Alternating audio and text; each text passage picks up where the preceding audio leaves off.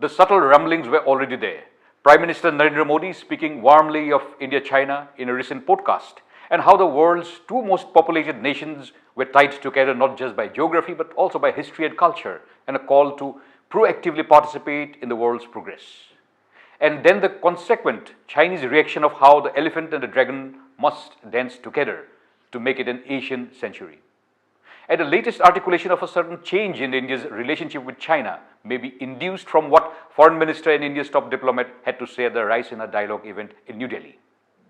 Jaishankar said, and I quote, "After World War II, the longest standing illegal presence and occupation of a territory by another country pertains to India in Kashmir.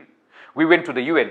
What was an invasion was made into a dispute. The attacker and the victim were put on par. Who were the culpable parties? UK, Canada, Belgium, Australia, USA. This marks a subtle change in strategy. Now let's look back. Despite the 1962 Chinese aggression, India continued to consider Pakistan as its principal enemy. This policy reached its peak under Indira Gandhi when she supported the independence movement of East Pakistan, which is now Bangladesh.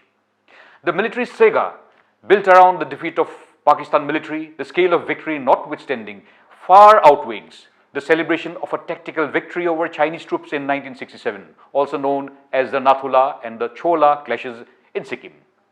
This policy underwent a gradual change during Atal Bihari Vajpayee's tenure as the Prime Minister. This was when the India-US ties had warmed up, and then began the depiction of China as a principal threat to India. Attempts were made to reduce tension and to normalize relationship with Pakistan. But now Jaishankar's statement highlights the return to the old policy of treating Pakistan as the principal enemy of India. This is not an isolated utterance, but a part of a systematic push to play up the Indian claim over Pakistan-occupied Kashmir. This strategy has been reinforced by the threats of reciprocal tariffs by the Donald Trump administration.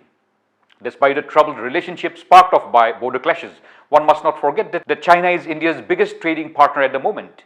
In 2023-24, India-China trade was valued at about $118 billion, but the trade is way lopsided in favor of China. With huge populations and a huge market, India is realizing that economics matters the most, and hence the shift in gears in the bilateral relationship with China. Again, Jaishankar's criticism of the UN had echoes of Kashmir. This is to claim that the legacy of the Indian conflict with Pakistan over Kashmir, which had reached the UN. What is said of the UN, and I quote, "We need a strong UN, but a strong UN requires a fair UN. A strong global order must have the basic consistency of standards." He adds, "Today the balances and the shareholdings in the world have changed. We need a different conversation. We need a different order."